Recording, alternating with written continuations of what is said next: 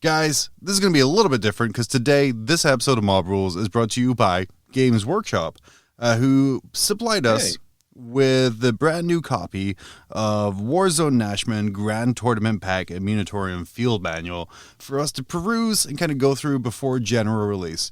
So thank you so much for supporting the show, Games Workshop, by sending us this free copy for us to advertise of Warzone Nachmund.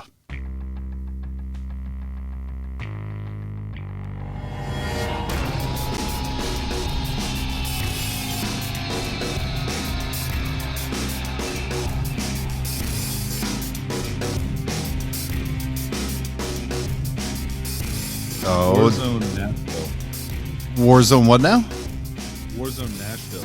Like Nashville hot chicken is pretty spicy. It's pretty spicy. Pretty spicy. Yeah, that's my quick take, John. That is, and and Danny, of course, thank you for your quick hot take there. John here as well, obviously, as Danny already mentioned. It also helps if I fade out the music and not your microphone when you're trying to talk, as I did when we were starting here. But yeah, look, man, we're on top of it today. So, we are. Like, we're not going to screw around. We're gonna talk about these missions. We're gonna talk a little bit about some point changes. Like, it's gonna be a good time. It's gonna be a good time. Warzone Nachmund is the first in a new line of Warhammer seasons that are coming to competitive 40k. Going to be every 6 months, a little bit of a refresh and a little bit of an update. And this one is no exception. After a very disappointing chapter approved 2021, Danny, I think we can kind of both agree. This book has some huge changes. It has some big points changes. For sure. For some factions. For some. But, I mean, before we get to the field manual, Danny, I know you and I both maybe haven't had the chance to correlate and cross-reference and create Excel documents over the different point changes between things. And I just have extreme salts about one thing. But the GT packet in itself... a lot of changes in here. The main one to come up right off the bat is in how armies are constructed. Now, if you are playing John, let's talk about that. If you are playing a GT mission using Warzone Nachmund, which is going to be the competitive standard for the next 6 months, all of the units in each detachment in the player's army must have at least one faction keyword in common, and this keyword cannot be Chaos, Imperium, Aldari, Inari, or Tyranids. Danny, what does that mean? Well, I mean, that's the same as it was before. Oh, of course it was. That's why you do the hot takes.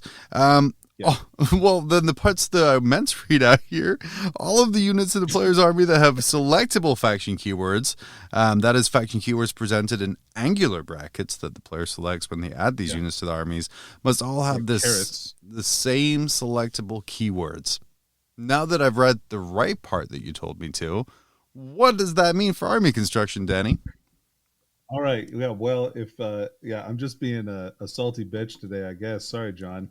I'm not meant to take it out on you or anything like that. Not on Wednesday nights. On Monday nights you are. Wednesday nights you're not. Yeah. Wednesday nights I'm happy, Danny.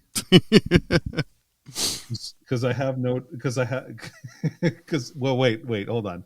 That's gonna sound bad. If I said I'm not being produced, that's just not accurate. But we have, there's no agenda here. We're just here to talk about this book. Yeah.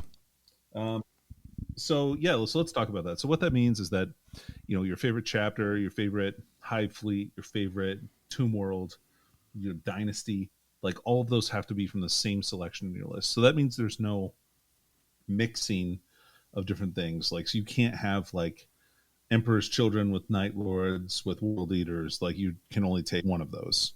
Or no Jormungandr with High Fleet Leviathan. No mixing of Grey Knight Brotherhoods, which I think that's probably a big deal for that army. That means that you're limited to one Grey Knight Grandmaster, which freaking good. But are you trying to say that the ability to take 3 Grandmaster Dread Knights and 3 Dread Knights was incredibly oppressive in the mid tables? No, it's incredibly impressive on all tables. Like, that is one of the top tier lists. I think that's a good change. I also think it potentially affects some of the better Drukhari builds, like especially some of the pain engine spam stuff, like taking 2 different homunculus covens and things like that. You just can't do it. You're going to have to just pick one. I mean, so that's like a small debuff, not really anything for Drukhari. Yep. Luckily, 2 more buffs are coming from Jakari from the next quarterly balance data slate. Most likely. Yeah, of course. Of course. because they needed it. For sure. But there is that's basically in essence what that means. Yeah, but there is also a couple of exceptions here. So Chaos players kind of hold yourself a little bit. The Mark of Chaos and Allegiance keywords can be different for different units in a player's army. So if you are taking Black Legion, you can take kind of different marks within that. And then the Dreadblade and Freeblade keywords can have different selectable faction keywords to other units in the player's army. So really thematic changes to kind of keep it so... One, Chaos players have only as many complaints as they have wounds out of this book, and then kind of other things here. Also, another thing, that was a good one, yeah, just one complaint, never two. If a player's army includes one or more super heavy auxiliary detachment, they can change the command benefit of one of them to +2 command points if the unit in this detachment is not your warlord, but it is from the same faction. So really pushing the ability to take those like super heavy auxiliaries. Yep. So I'm glad that that's a codified change again.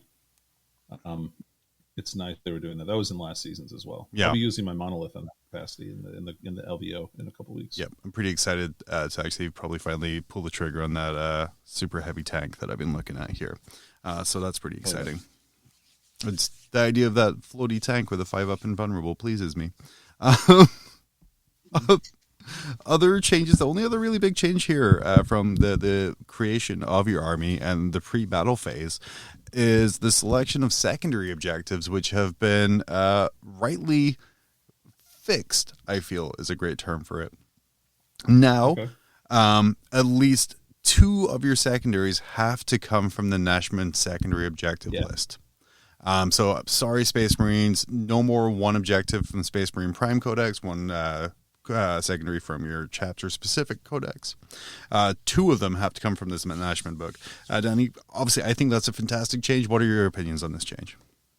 Well, until Space Marines version 2 comes out and they can take 4 secondaries, I think that this is a really great change. So I'm just kidding. You can only take 3.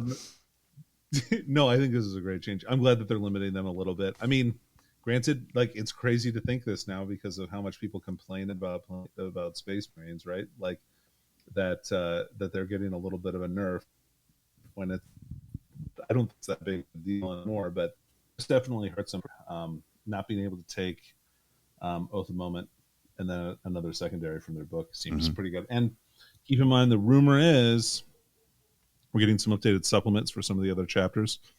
So those probably will have secondaries as well. So that'll make that choice between Oath of Moment and other stuff a little bit more challenging. And depending on what's going to be good in that particular mission. Yeah, absolutely. And the best thing to come out of Nachmund here is the secondaries, and they have been updated. There is some changes, and there's some great new ones in here. So we're kind of just going to go through them here, Danny. I'm going to use your amazing competitive knowledge to let me know any changes that we might have in there. Shit. Then, as terrible as it's, I'm well known for my extreme competitive knowledge. It's your dry, sarcastic competitive knowledge. I love it.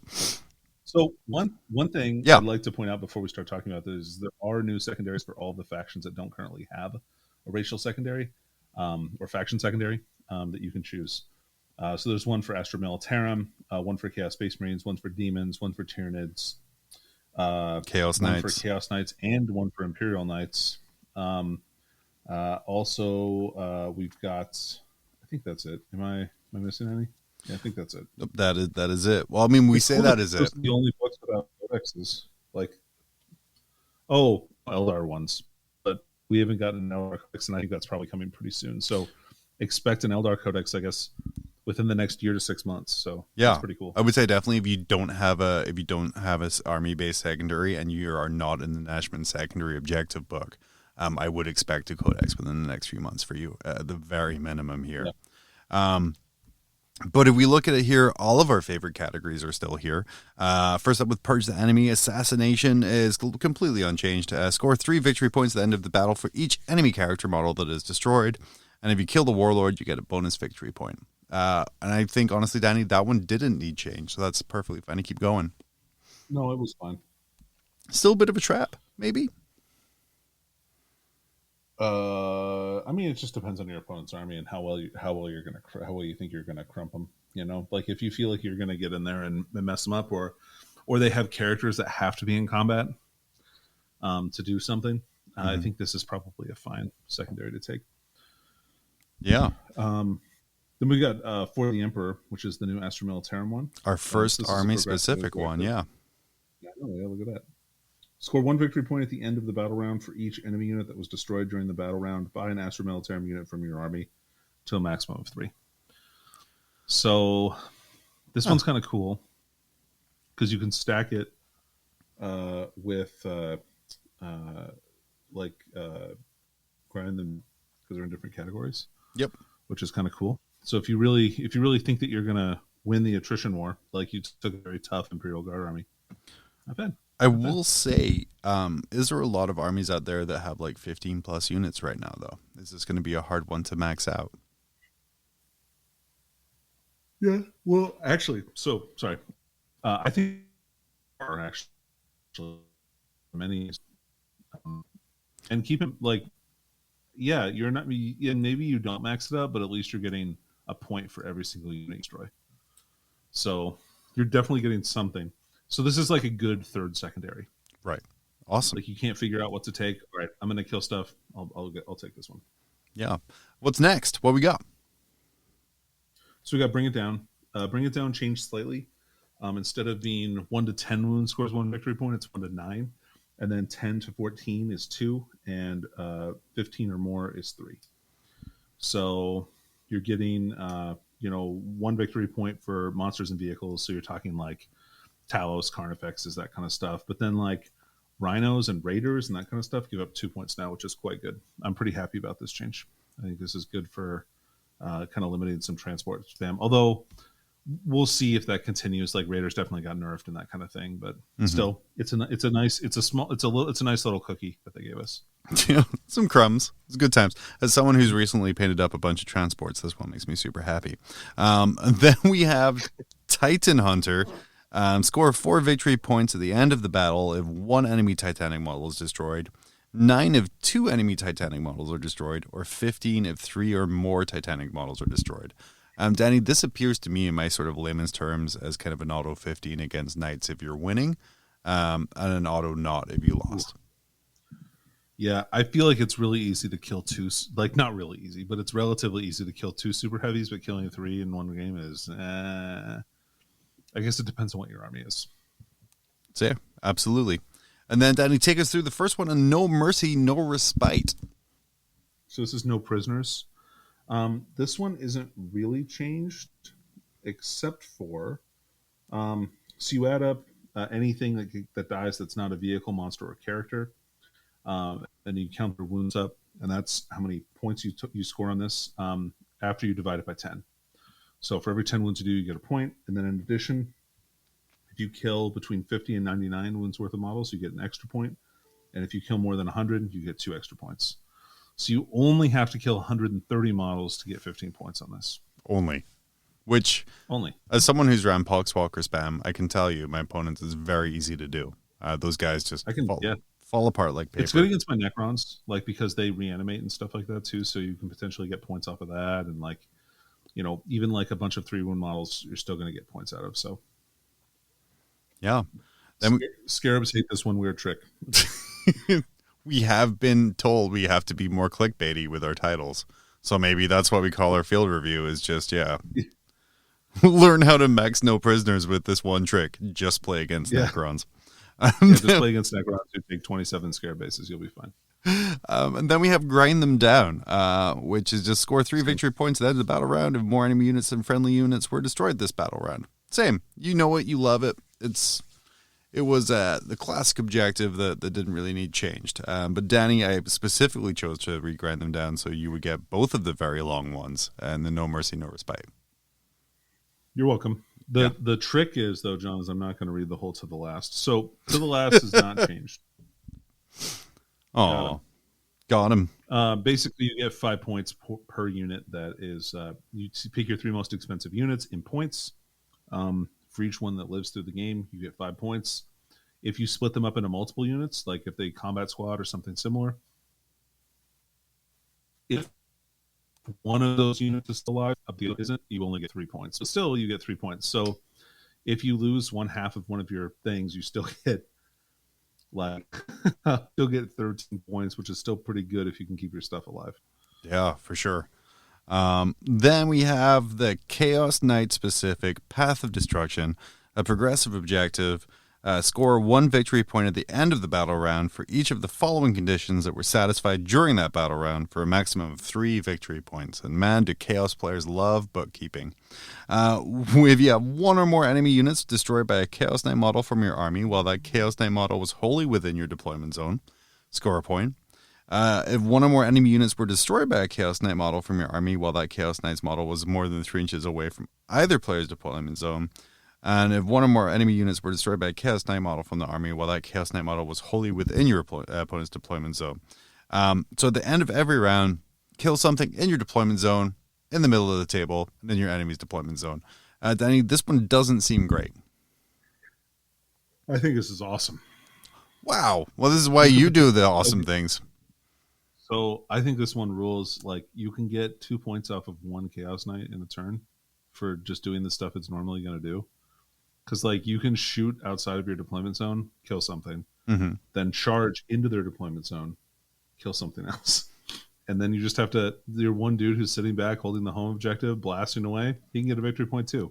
Are you not worried about something kind of like the size of the bases and kind of the more density of terrain that we're seeing really limiting it? Because it does specify you have to be wholly within the deployment zone in order to do that there. And while, yeah, Danny, you were fantastic with your movement shenanigans through consolidations, pylons, and things like that, isn't it going to be kind of more difficult to ensure that you're wholly within that enemy deployment zone to maximize your points on this? I mean, yeah, probably. Cool. But, like, I think it's worth the chance that you take to do this stuff, because I think that if you roll a good charge, and especially with all the bonuses that you get to charge for being Chaos Knights, like, it's easy to get +1, +2 to charge kind of thing. Maybe not +2, definitely +1 is easy to get in that army. I think that you can really make it pretty far into their deployment zone. I also you can advance and shoot and charge stuff. So like, there's a bunch of I think you have a lot of options here. It's especially good on something like if they have a screen, for instance, right? And you have like an armiger that can, like, chop into like a unit of 5 dudes that's, like, pretty weak, and kind of charge it around their models. Plus, remember that Chaos Knights can also move over models, so you have the potential to really kind of get where you need to go, assuming they're not very clever with their movement placement. So probably good against somebody who may not have like the best idea of positioning and things like that. Probably not as good at like the top tables, I would say. Which obviously, when I said this wasn't very good, was the only thing I was considering, and I wasn't just shooting blindly in the dark. Clearly, John only plans for playing on the top tables, guys. That's because John is so good at this game. And that's why I lose in the mid tables, because I never planned to be there in the first place. Yeah, no, you're just like, oh, I was planning on playing really good players, not you. And you made such a weird move that I didn't foresee it. It's like, when you play like your little brother in Tekken or something, and you can't figure out the button mashing and what they're going to do next because it doesn't make sense. Same thing. Not really. I don't have a little brother. No, well, pretend. Make believe. It's fine. Okay. Next. I'm trying. It's very difficult for me. It's okay. I don't have a little brother either. Sorry, man. I am dry as like a piece of pilot bread today. So apologies. You're all good, Liza. A little bit of LaCroix. Yeah. I think it's this melatonin that I ate before I took this, which was like the worst choice of medicine to take. Like, I'm like, oh yeah, I'll be fine. It's not going to it kicked in like immediately. So like, I apologize. I apologize for being on drugs while we talk about this. Over-the-counter pharmaceuticals.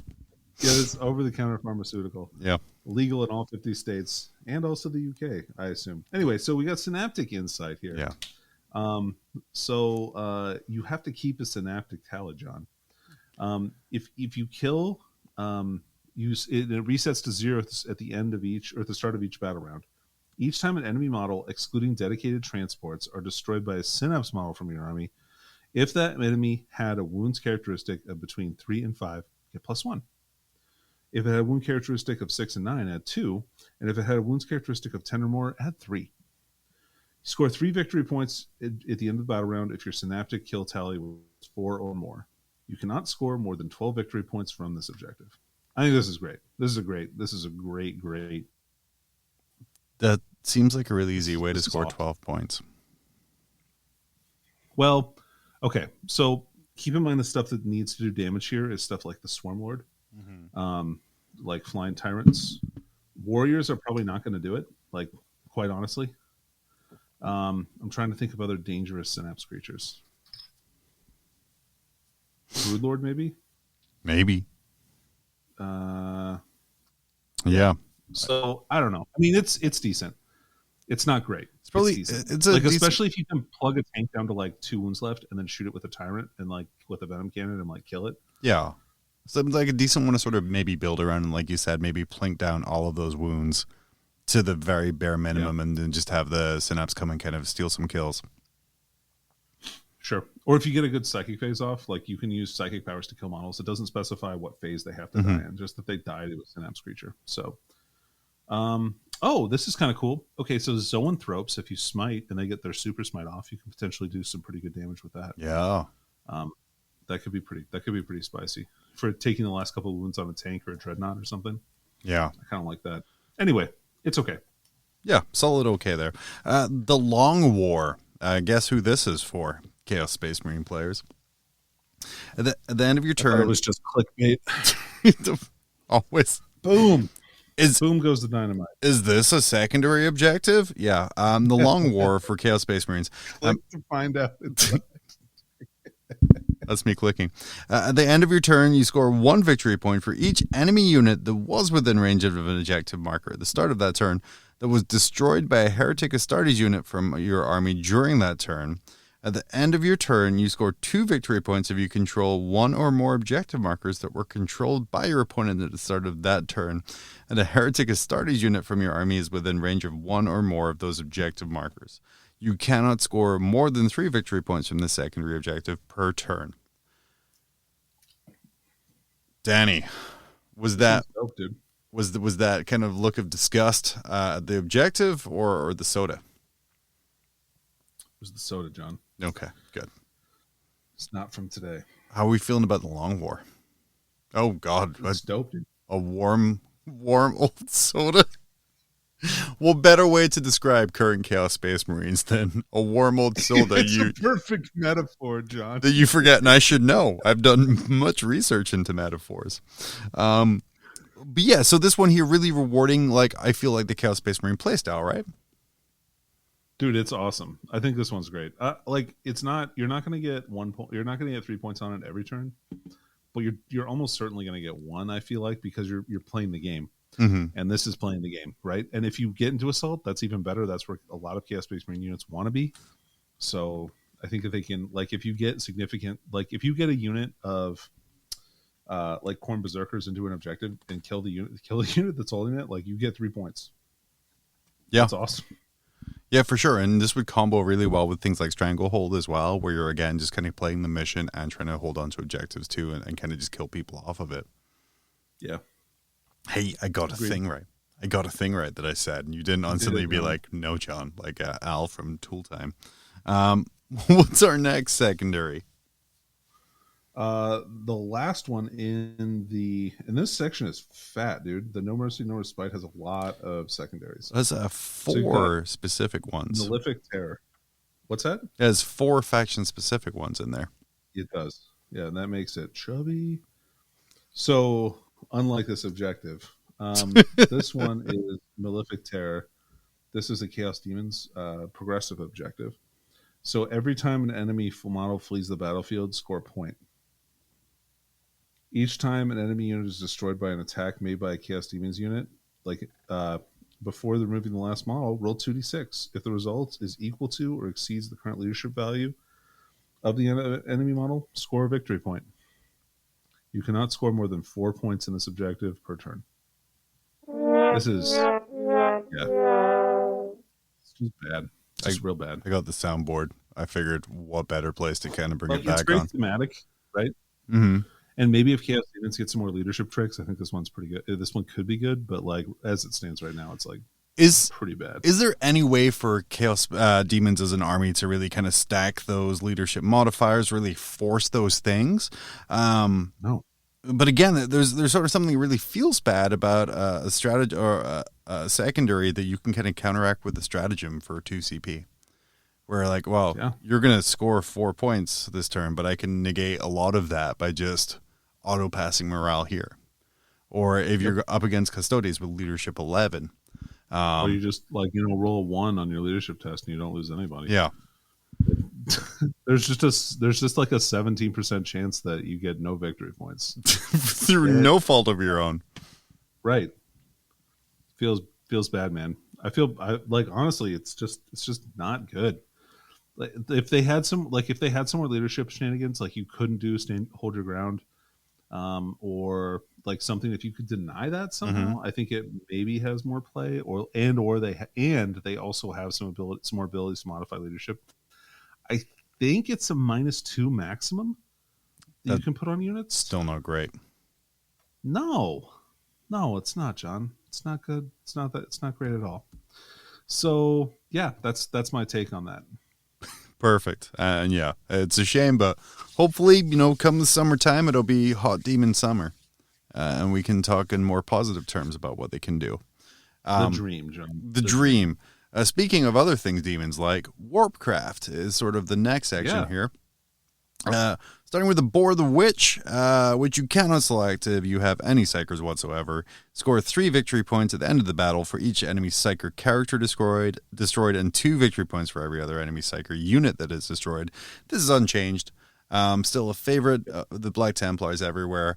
Still the bane of Grey Knights and Thousand Suns.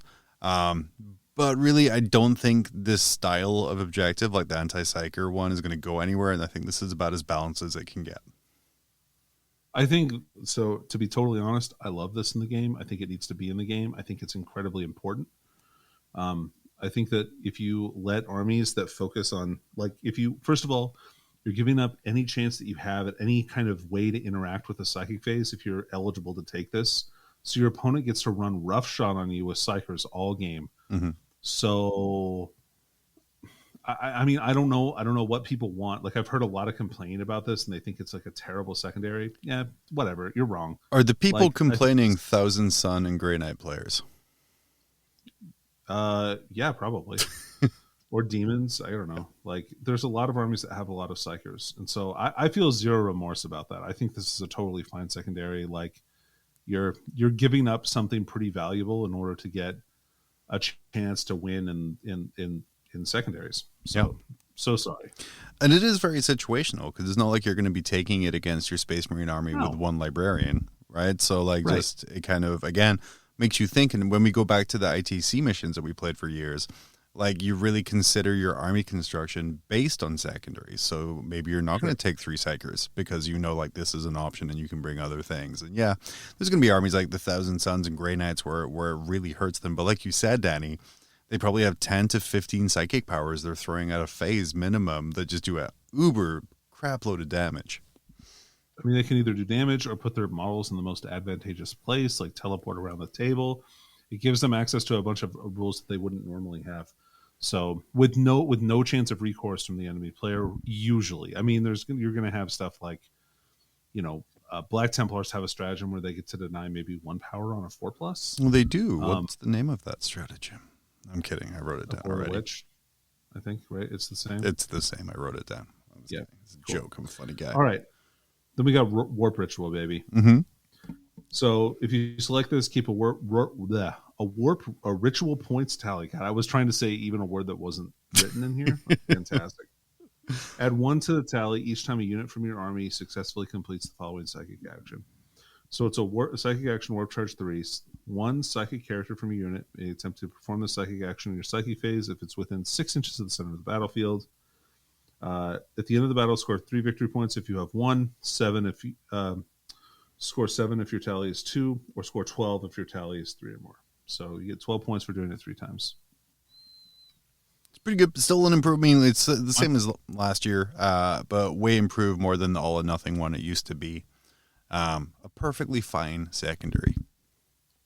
I've totally taken this with AdMech when I brought an Inquisitor and like scored 12 points on it just because like Everything else was it's dead impossible to get that point. because you shot Well, I mean, you just had to get through like 100 Skitarii. Yeah, you got this.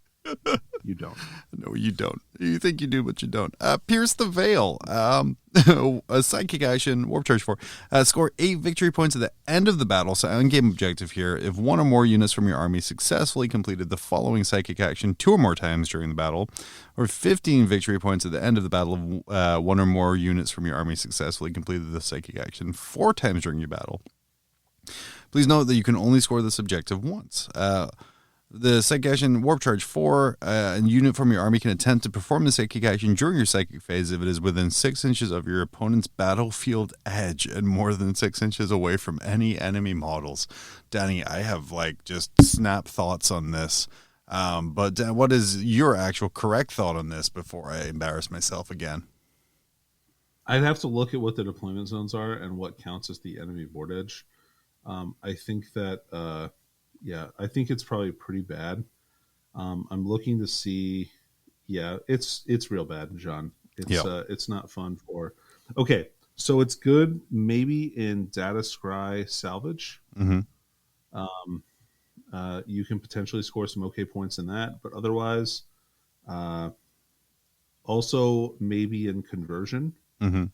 I'm looking at these. Sorry, I'm just going through.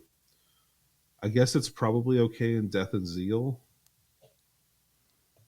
and that's it. So there's 3 missions where I think you have a shot at doing it twice, which is still worth decent. Right? That's worth what 10?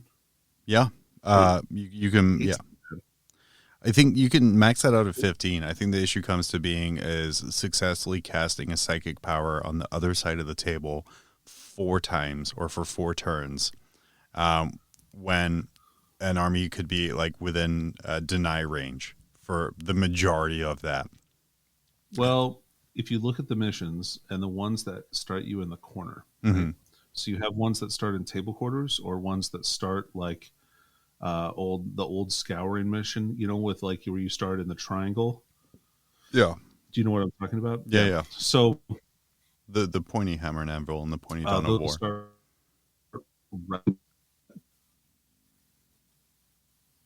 Yeah. Sorry, John, I didn't hear what you said. No, it's like there was the pointy triangle and the pointy dawn of war. Okay. Yeah, there you go. So in those missions, you could potentially start pretty close. Like you just have to advance and you're like there. And then you just do it twice and you get 8 points. And if you keep your opponent away from there, your psyker can do it 4 times and do it for 15 points, which is pretty good. And you can probably get there on the first turn, mm-hmm. which is extra nice. You just have to keep your opponent away from your dude. How do you feel about like an army like Tyranids with this secondary where they do have access to a lot of very quick psychers? I think it's very mission dependent, right? Like mm-hmm. I think the map is super, or the layout, I feel like your deployment zone is super important, and determining which edge is the player's battlefield edge. But like a Flyrant doing this is not terrible. But would you rather do this or would you rather do Warp Ritual? It's fair. I mean, that's the question you have to ask. Less points available overall, but more guarantee. For sure. So why don't you tell us about Psychic Interrogation to round out this heretical section of Secondaries? So score 3 victory points if you successfully complete the following psychic action.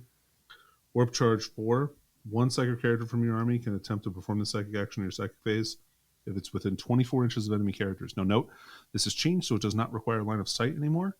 So you have a 24-inch range from their characters, and you just have to cast it once and you got it. Like I think this one's not bad. Mm-hmm. Like it's pretty good. What are some drawbacks of this one?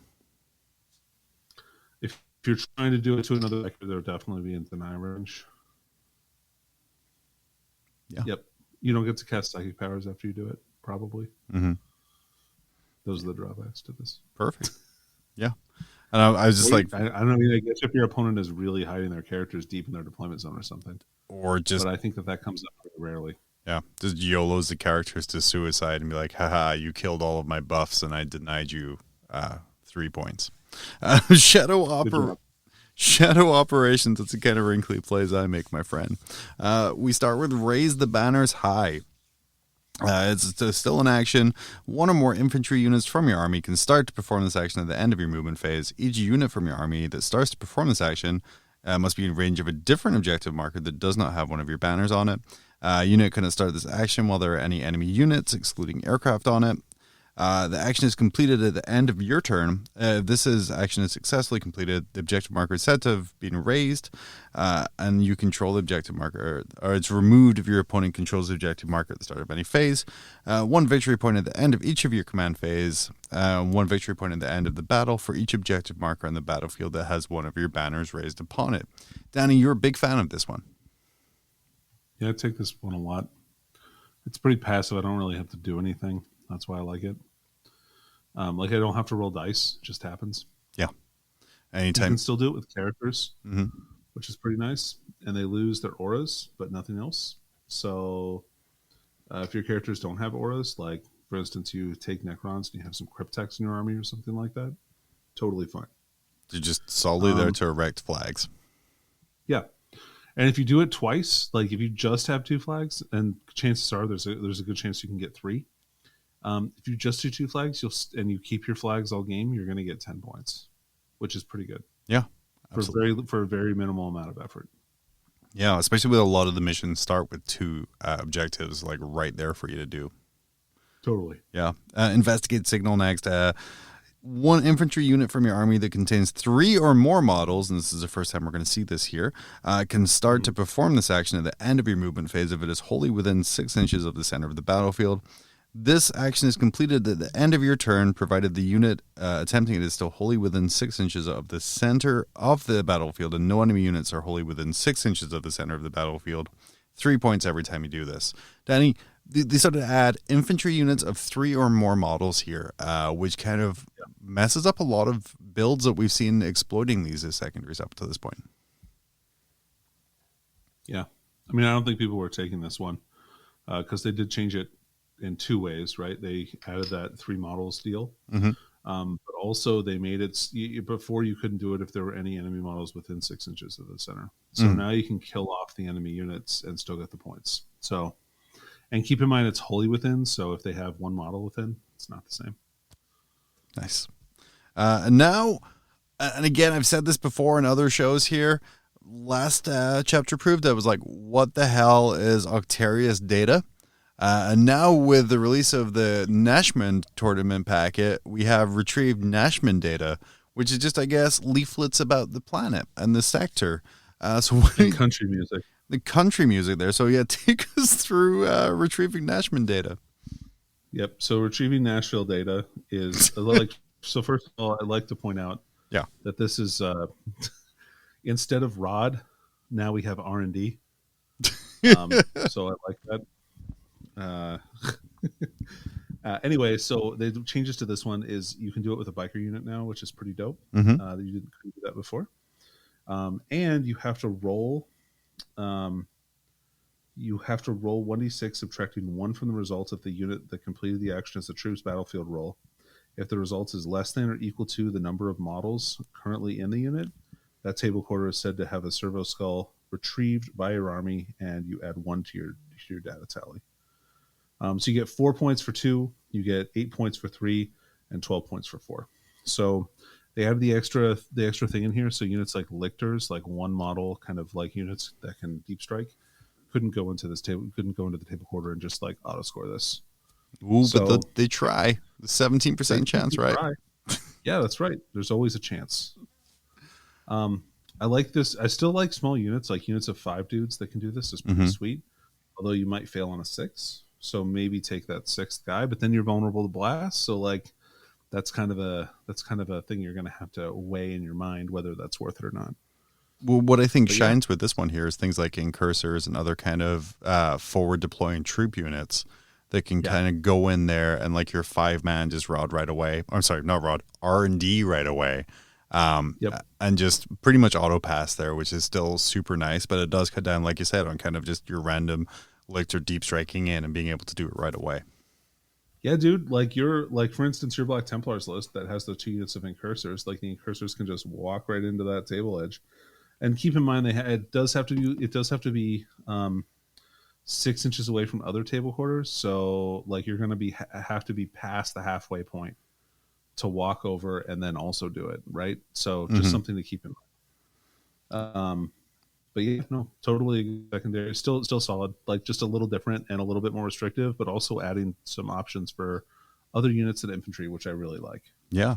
And moving along in the infantry biker train, deploy teleport homers is now a unit from your army can start to perform this action at the end of your movement phase if it is wholly within 12 inches of your opponent's deployment zone. If the unit is attempting this action as the troops battlefield roll, the action is completed at the end of your turn.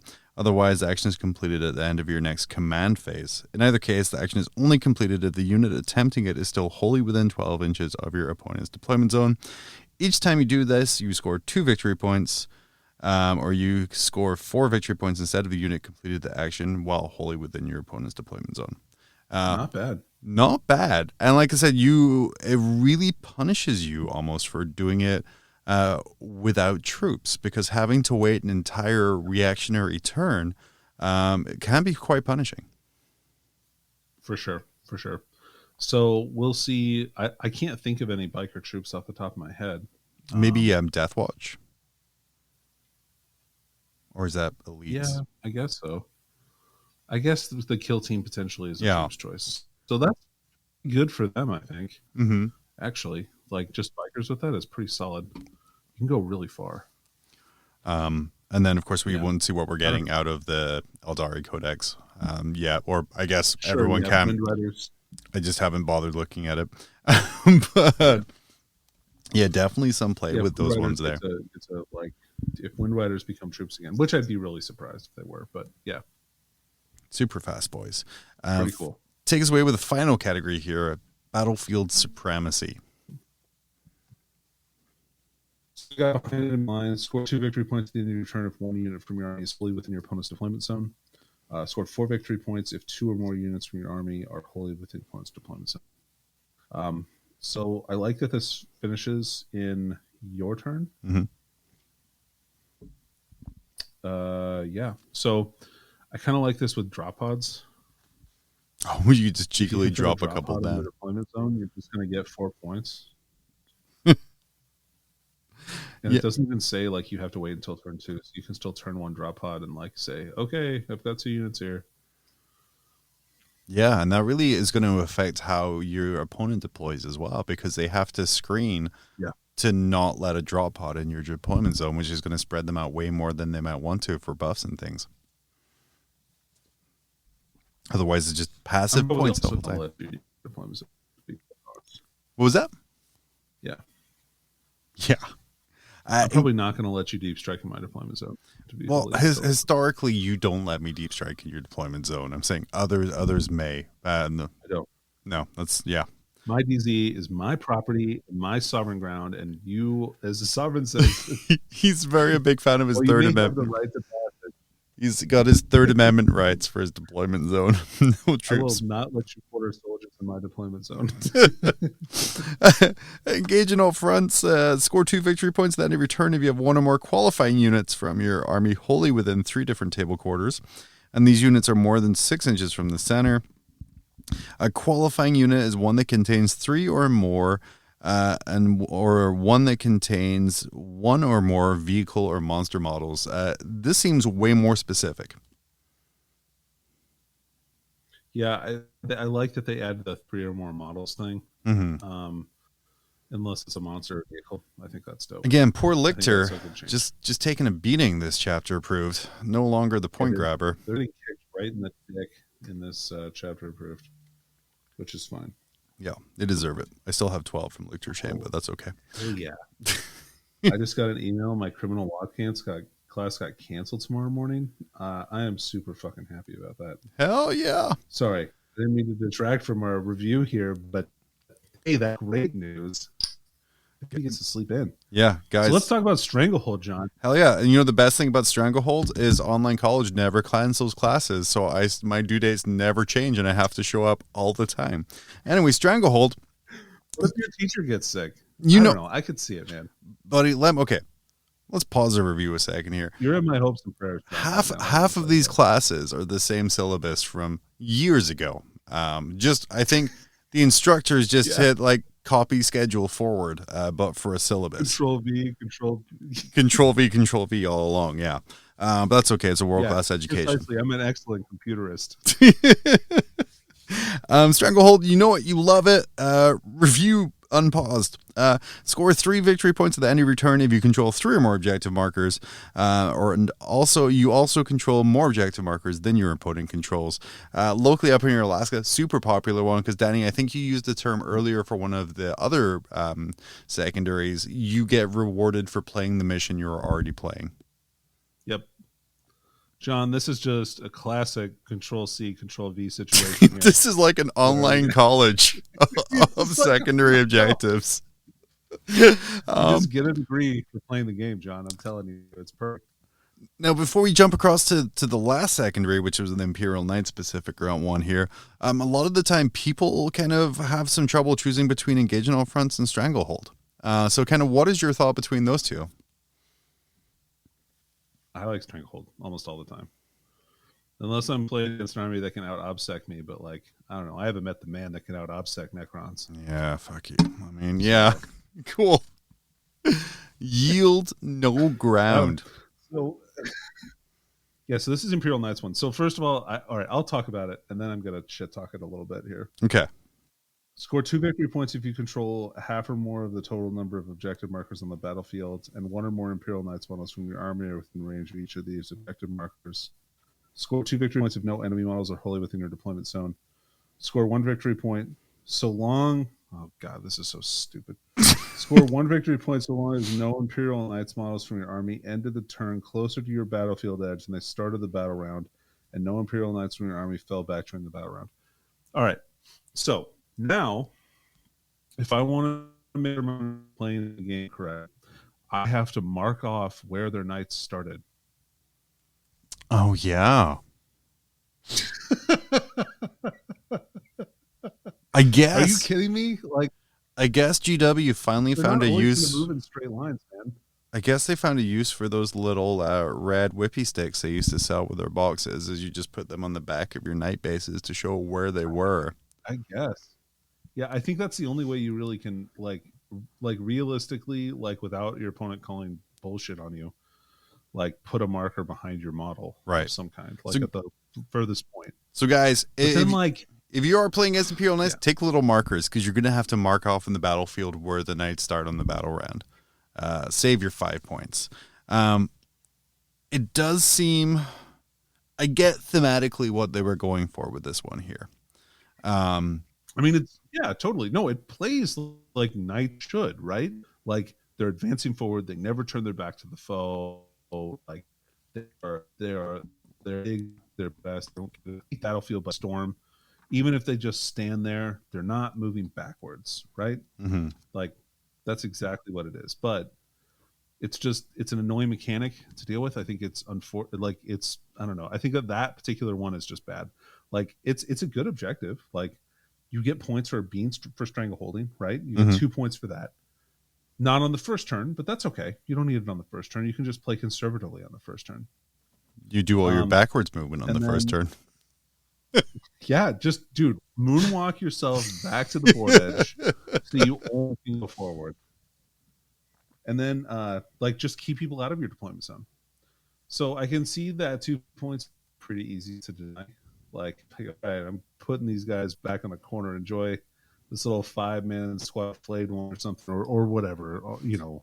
I mean, from what you've been saying about all of these secondaries here, it really makes me want to just get a draw pod that I can just kind of hang out because just boop. Yeah.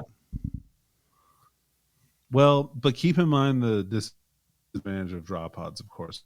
They are the ultimate and avoid your shooting. So if you don't care about shooting, yeah, okay. Which I famously don't. You'll just get them some bonus maybe. You see my army list down here. I don't know what guns are. I'm trying to play Warhammer Fantasy. Well, maybe you'll take a Gladiator, John.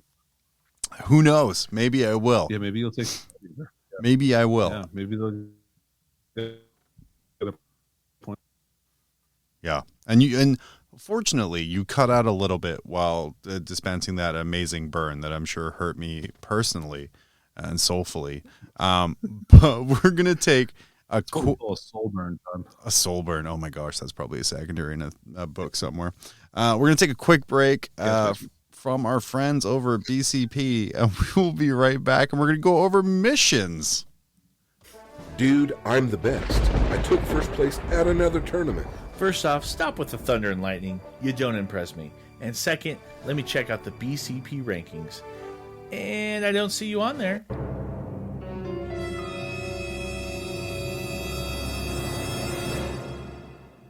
What?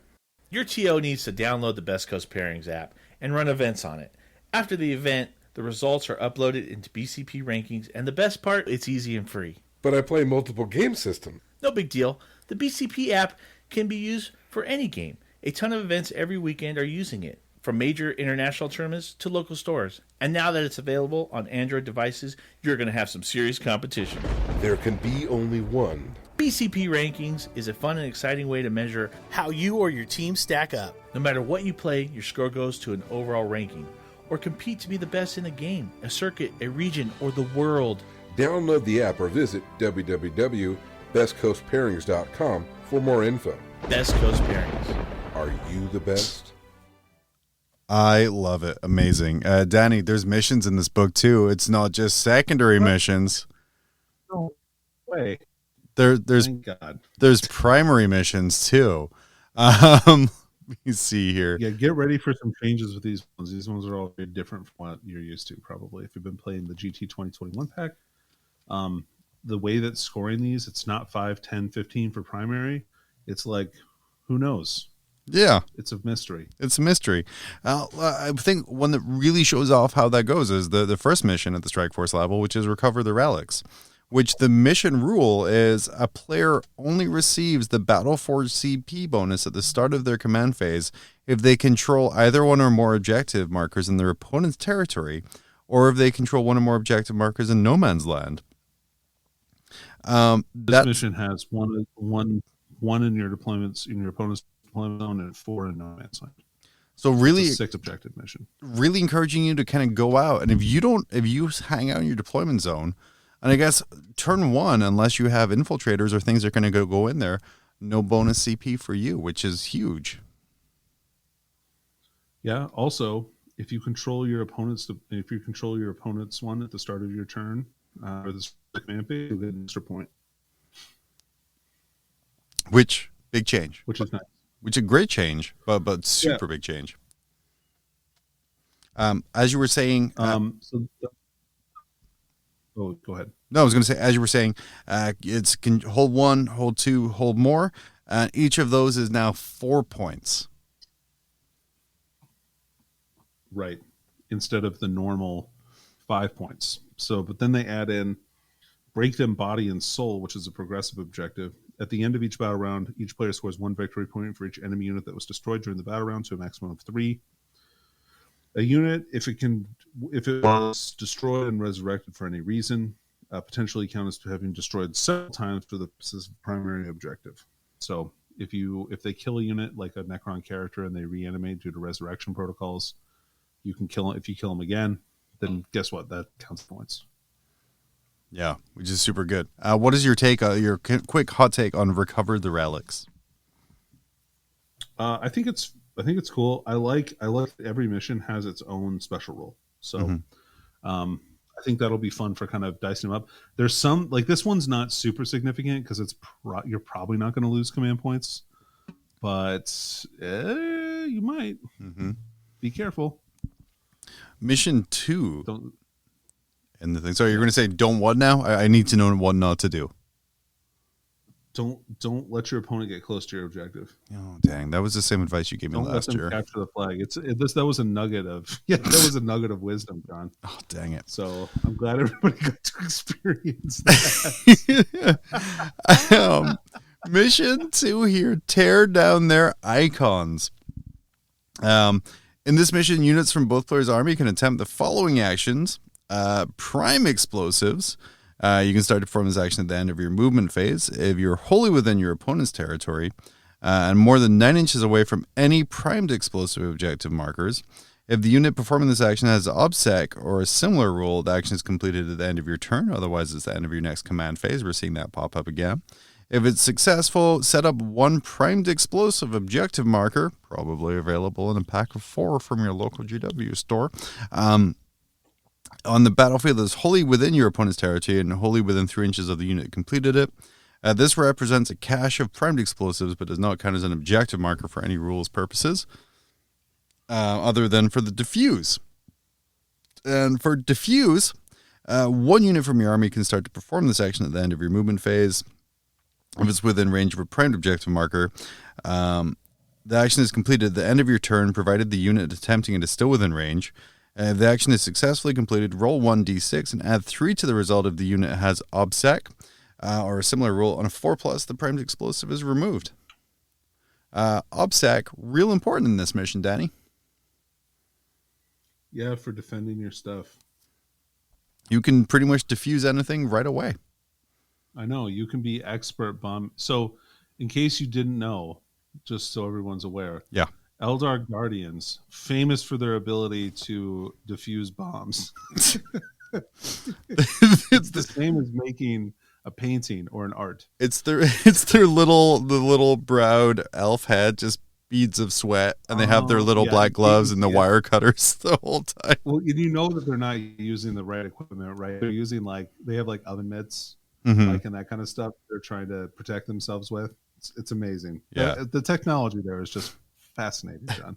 This is a 5 objective mission, and then this special mission, a secondary from this, is detonation. Endgame objective: at the end of the battle, each player scores 4 victory points for each primed explosive marker that is within their opponent's territory, to a maximum of 15. What are your thoughts on the secondary? This is hold 1, hold 2, hold more for 4 points each. So you can potentially get I don't know, how many times can you set up explosives?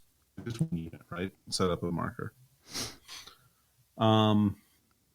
And then they can if they're really fast, okay, so I think this is the money if you have a really fast moving infantry unit that can, and keep in mind, this can be any unit. It's not limited to infantry that can set up the bomb, John. It can be anything. It could be a dreadnought. Mortarians, giant fingers, really good at programming explosives, like Nicolas Cage in Face Off. Well, I imagine it's some kind of alarm clock kind of scenario, as Mortarion is famous for his ability to He does like clocks. He does love clocks. So I would imagine it's loves the something clock. Like that. He's famously loves the clock.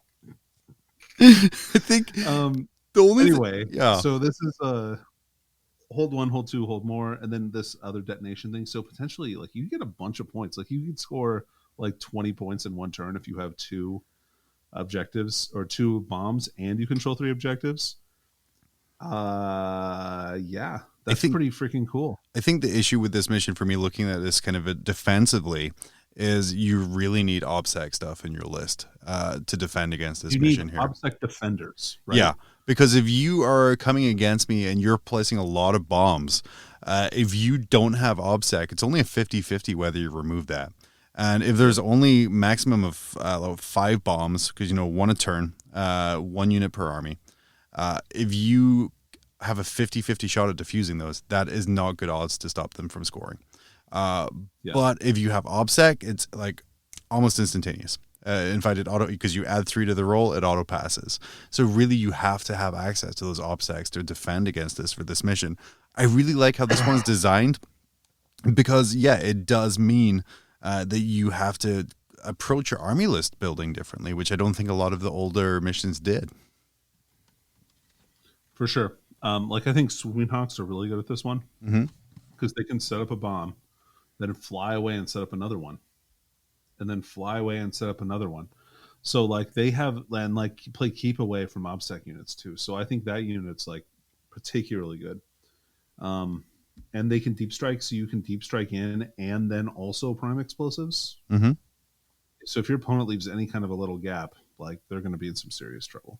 Yeah. Pretty cool. I like this one too. Mission 3 here, Data Scry Salvage. Their special mission rule is another action. One unit from your army can start to perform this action at the end of your movement phase when it is within range of the objective marker within its own deployment zone, and no enemy units are within range of that objective marker. This action is completed at the end of your turn, providing the unit attempting it is still within range of that objective marker. Data terminals in this mission, if a player controls an objective marker that is in no man's land and at the end of their command phase, and one or more of their units that are in range of it has objective secured or a similar rule, it remains under the player's control, even if they move off of it. I'm a big fan of this rule here. And then we see that from other ones there.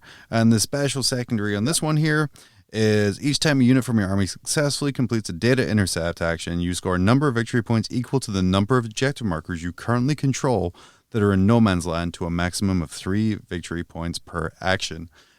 This is a hold 2, hold 3, hold more on a 6 objective mission. Danny, I love this mission. There are 4 in the no man's land as well. So, well, there's 6 objectives total. Well, right, but you could have objectives in your deployment zone or something like that. Yeah. Well, I'm saying that to score points on this, you don't have to control everything in no man's land, just 3 of them. Yeah, which is great. So yeah, I think this is a really fun mission. The best part about this mission here, Danny, it does have a designer's note telling you how to set up the diagonal. Yeah, which thank God, because we all do. You remember the third round at RTTs when you would yell at the TO when he said Vanguard Assault, and you'd be like, no. So yeah, right. So unfortunately though, for this one, John, and this is my beef with it, the objective markers don't have real measurements. Oh no, really? You see what I'm saying? Like yeah, measure like the board, like the edges, like so you know where the edge of your deployment zone is. But like, can you give us measurements like from the edge of the board to the objective markers instead of like this arbitrary random thing in the middle? Well, it's the center of the battlefield, it says on the plus side. So you just need to figure out where that is, and then you just have but then I'm measuring this imaginary line from the center of the battlefield to like these 2 objective points in the middle of I don't know. Why can't it be from the edge? That would be much simpler for everyone. I feel like. By the GW laser line that's coming out. Oh, that's not a thing. That's not a thing. Oh boy. Abandoned Sanctuaries is our next one here. The mission rule here: if a unit has a pre-battle rule that allows it to be set up anywhere in the battlefield, the unit cannot be set up in no man's land. If a unit has a rule that allows it to make a move before the first turn begins, it cannot end that move in no man's land. If any rule is used to redeploy a unit, that rule, Danny, cannot be used to set up a unit in no man's land. This is huge. Yeah, so this is no man's land, the mission. So you can't scout move, you can't infiltrate, like stay off old man GW's property in the middle of the table, and you're just gonna have to move there like a normal speed, no running, like everyone else. You're gonna have like a bunch of cursors, a bunch of nurglings, a bunch of scouts who are just like, this sucks, I gotta walk like a normal person. I know. And then also, doesn't that take a lot of things that people are kind of paying point upgrades and kind of things for those pre-game scout moves? So again, this is just a mission that kind of completely throws a wrench into standard army construction. Totally. And like, so it makes you like go, oh, is that stuff really worth it? Am I going to play this mission? Like in an RTT, 1 out of my 3 missions are going to be this. Well, F me, I guess. Like, I don't know, like, cool. Yeah. Do you want to tell us about Secure the Sanctuaries, the progressive and endgame objective? Yes, this is hold 1, hold 2. There are 5 objective markers. There are 3 in no man's land and then 1 each in your deployment zone. The Secure the Sanctuaries is you score 2 victory points if you do one of the following things, at least one of the following things. You control the center battlefield marker, or you destroyed at least 1 enemy unit that's within 6 inches of the center of the battlefield at the start of your turn. If you control the center of the battlefield at the end of the game, 5 victory points, which is a big swing. Mm-hmm. Like that's more than controlling more than your opponent. That's a big swing. So, which is pretty cool. Yeah. And that really thankful again for that no man's land rule to stop you from getting a really strong foothold on there early on. Totally. Yeah. Great. Almost like a distant cousin of the Relic. Yeah, I think Eldar are going to be really good at this one. Is that every mission? No, just this one specifically. Just because I feel like if you can, at the last minute, like just kind of jump, like pounce on that center objective, especially if you go second, like you have a really big advantage. Because keep in mind, you're still scoring at the end of the turn for this primary, right? So you're going to get, you can get like 19 points, or sorry, not 19, 17 points. Oh, I'm sorry, my mistake. 19 points. You can get 19 points in the last turn, like if you're the second player, which is a huge swing. Yeah, which is super great. Conversion is our first corners deployment that we've seen so far here. Its mission rule. Leading from the front, in this mission, a player only receives a Battleforge CP bonus at the start of their command phase if the warlord is on the battlefield or they are embarked on a transport model that is on the battlefield. Thoughts about that? That's fine. I don't think there's a lot of people that put their warlord not on the battlefield. It's not super restrictive, I guess. Yeah, it's fine. Like, it just is a little bit of a change you may want to think about if you're deep striking your warlord. I mean, I can see things sort of like maybe your Mortarians, maybe some Dread. No, yeah, not a huge amount. But again, what happens when your warlord dies? You don't get CP anymore. That's true. So that's the important part, I guess. So yeah, keep him alive, because that wasn't your plan in the first place, I guess. This is a 5 objective mission. Me. This is a 5 objective mission. Hold 1, hold 2, hold more.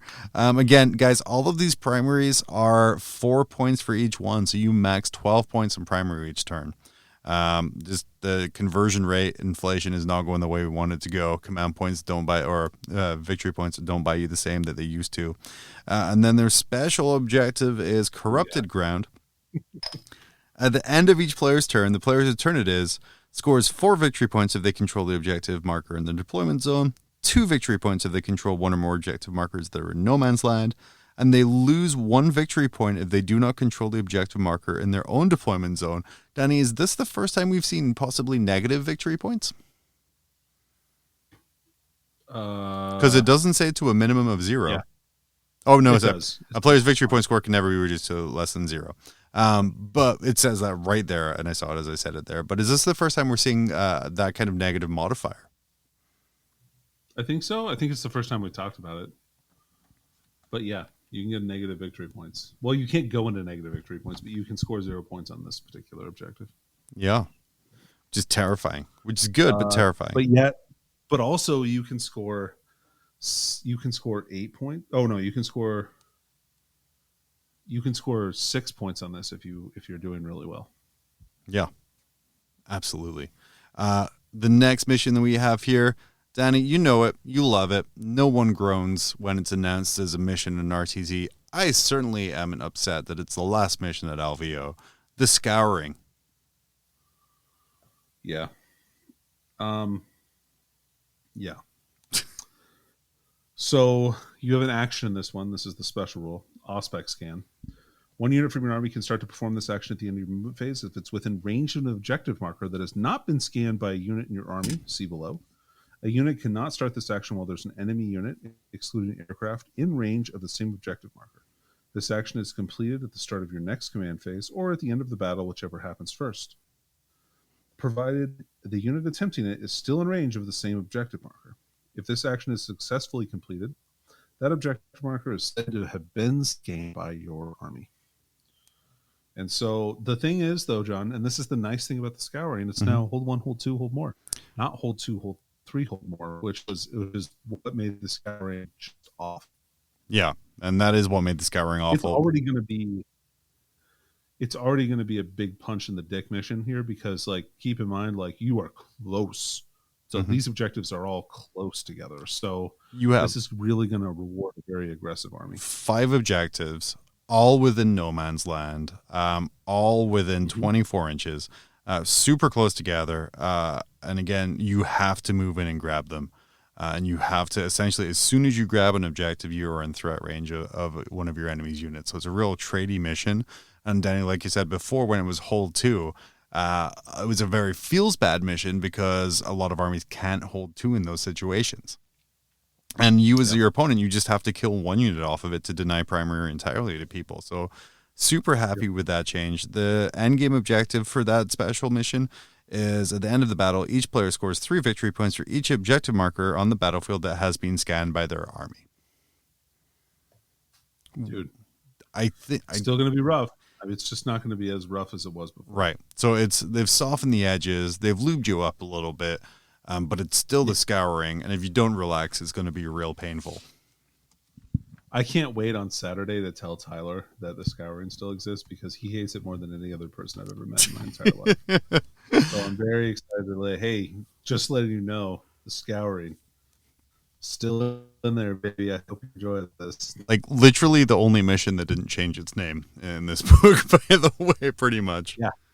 So I think it's out of spite. I think, like, honestly, I think GW knows that people talk bad about it. And they're like, well, screw you. We're going to keep it in. We're going to change every other name, but we're going to keep that in. We're not only going to keep it, but extra FU, because we're going to, well, anyway, we're going to fix it. But yeah. Yeah.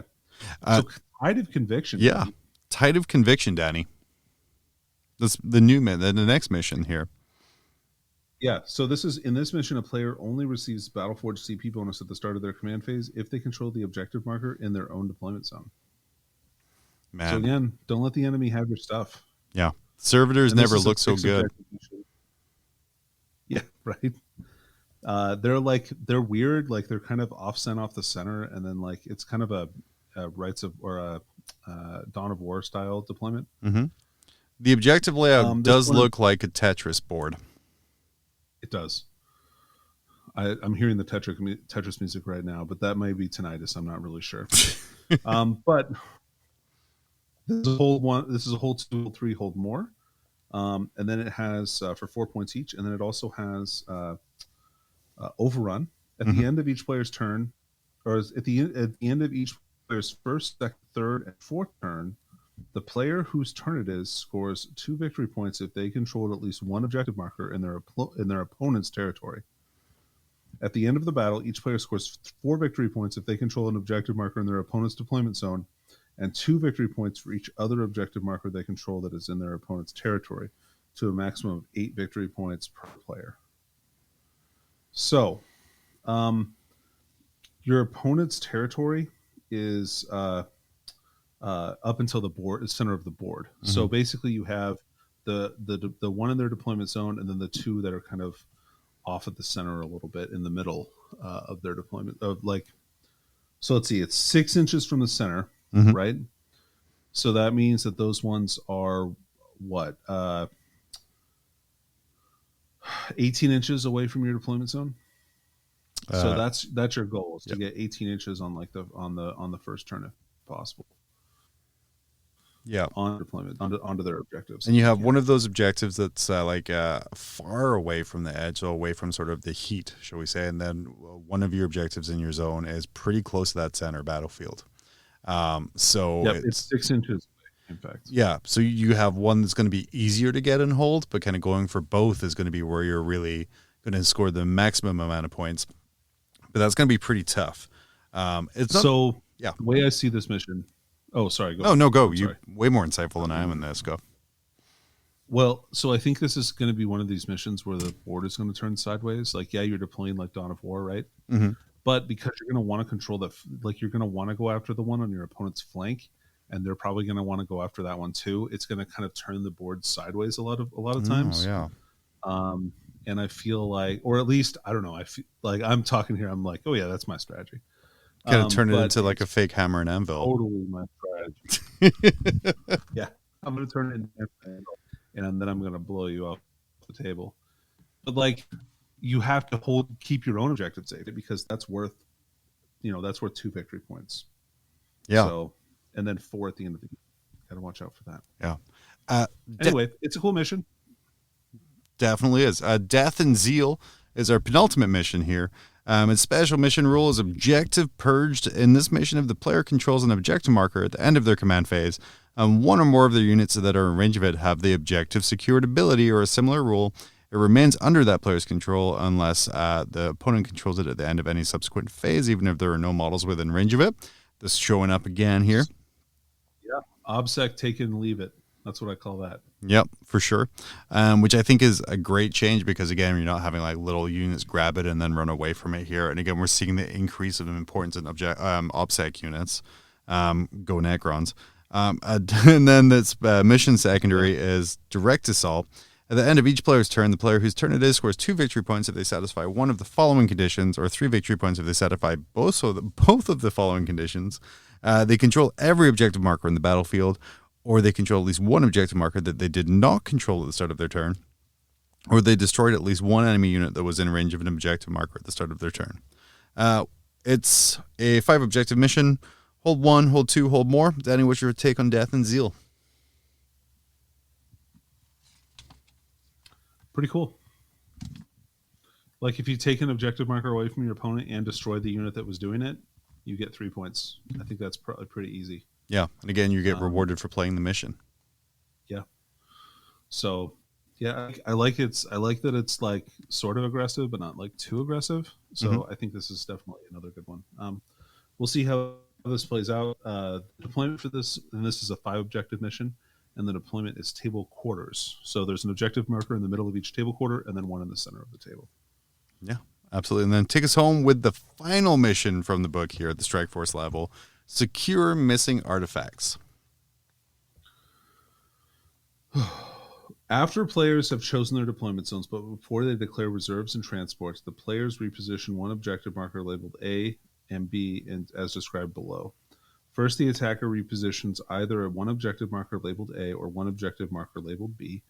Secondly, the defender repositions one objective marker labeled A and one objective marker labeled B. Finally, the attacker repositions the last marker labeled A or B that has yet to be repositioned. In all cases, when an objective marker is repositioned, you can set it up wholly within 6 inches horizontally of its original position and not on or within any obstacles or defensible terrain features. After all objective marker, and keep in mind this doesn't say within terrain. So I'm not sure if that's something that is new. So you can put this up inside of area terrain. Oh, I guess maybe not. It depends. Well, I guess it depends on what keyword it has. It really depends on that pregame conversation about what you set terrain to be. Better talk about it. Anyway, after all objective markers have been repositioned, each player secretly notes down one of their objective markers that is within their opponent's territory, not your territory, your opponent's territory. That is the priority objective marker. This cannot be the objective marker in the center of the battlefield. After both players have deployed their armies, then reveal their choices to their opponents. So this is way different than priority targets. This is now called precious artifacts. So this is a 5 objective mission. Hold 1, hold 2, hold more for 4 points. And then also precious artifacts is now the secondary for this, or not secondary, the other primary objective. At each player's turn, the player whose turn it is, scores 3 victory points if they control the priority objective marker that is in their own territory. So yeah, if you sit inside of your own territory, you're going to get 3 points. Nice. So this is, sorry, my mistake. This is exactly the same. It's just slightly renamed. Oh, yeah. Good. But your opponent gets to decide what the priority marker is, isn't it? Yeah. Your opponent gets to decide which one is the priority objective marker. Yeah, which is a big change. Cool, because that makes it a little bit more difficult. Yeah, I will say of these missions, 4 of the 9 have the same objective layout, with the 1 in each table quarter in the center and 1 in the middle, which that's true. Strikes me as good to know. This one has triangles for deployment. And the weird triangles. So it's like hammer and anvil triangles. Hammer and triangles. Yeah, that's what it's called. Yeah, so I'm excited to see like what people decide to come up with for builds and things like that. I think you want some fast units that can do some actions. I think that's important. They don't have to be infantry, but it definitely helps. Just a tank like Rhino driving around your opponent's deployment zone, dropping off bombs is pretty cool. Yeah. I think this is the rise of bikes. Like, this is the rise of bikes as unit types. This is the rise of OBSEC.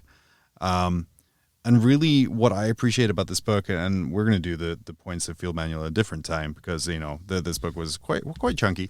But the different builds you're doing with your army now to kind of maximize your missions is great. Again, it's putting that emphasis on OBSEC over all else. Mm-hmm. So yeah, I agree. I think that's pretty smart. Might be able to kill a bunch of stuff, but if you can't hold things because you're not OBSEC, or you have to roll a 4+ instead of automatically doing it, then you're kind of bum out of luck. You're going to be the big sad. Going to be the big sad. Danny, what are your final hot takes on chapter approved mission pack Warzone Nashville Grand Tournament? So I think what they've done is they've taken all the missions, they've doused them in a vinegary hot sauce, and then resupplied them in such a way that you would imagine Nashville chicken to taste like. And it's delicious, John. It's just delicious. Everyone loves it. That's right. Tried it, you're going to like it. I think you're going to like these missions. Yeah. Our official review of the mission pack is Nashville chicken. Danny, thank you so much for coming on, talking through these missions with me. I'm super excited to start playing them. I'm sad that we have to do the old ones in 2 weeks' time, but that's okay. What a way to send it out with a bang. There you go. Thank you again to Games Workshop for sending us this advanced copy, letting us look it over.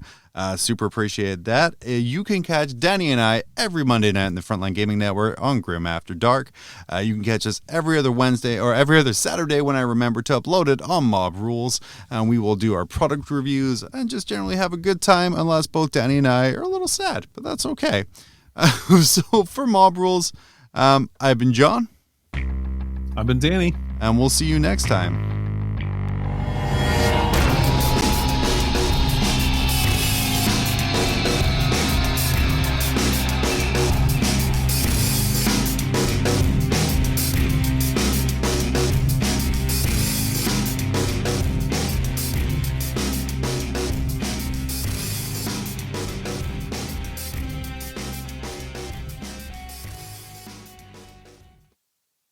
Anecdotal